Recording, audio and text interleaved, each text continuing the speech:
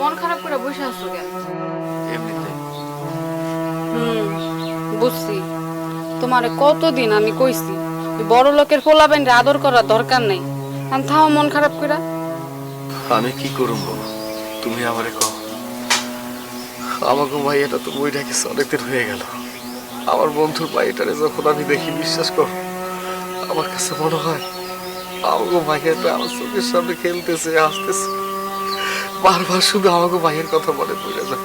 তোর মনে আছে আমাকে ভাইয়াটা যখন ছোট আসছিল, আমার কোলে যখন উঠতো তখন আর নামতে চাইতো না, সবসময় আমার লাগে থাকতো, আমার অনেক ভালোবাসতো, আমি অনেক ভালোবাসতাম। ভাইটা তো নাই।